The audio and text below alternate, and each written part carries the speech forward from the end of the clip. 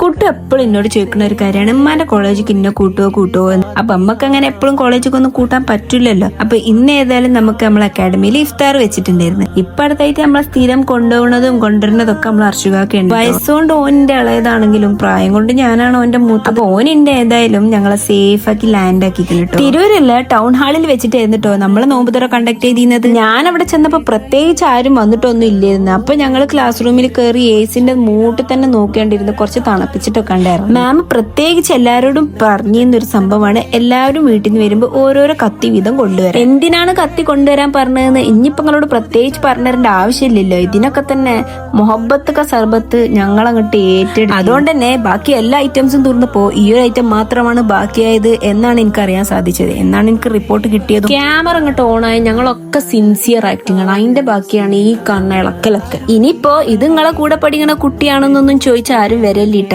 ഇതാണ് ഞങ്ങൾ അക്കാഡമിത്തെ ഏക ഒരു ആൺതരി സാറ്. അങ്ങനെ പിന്നെ നമുക്ക് നോമ്പെടുക്കാനുള്ള സമയമായിട്ടോ. ഫുഡൊക്കെ കഴിച്ച് നോമ്പൊക്കെ തുറന്ന് ബിരിയാണി ഒക്കെ കഴിച്ച് ഞങ്ങൾ കുറച്ച് ഫോട്ടോസും കാര്യങ്ങളൊക്കെ എടുത്ത് ഞങ്ങൾ അവിടുന്ന് പിരിഞ്ഞിട്ടോ. അപ്പൊ ഇന്നത്തേക്ക് ഇത്രയൊക്കെ തന്നെ ഉള്ളൂ. എന്നാ ഞമ്മക്ക് പിന്നെ കാണാം.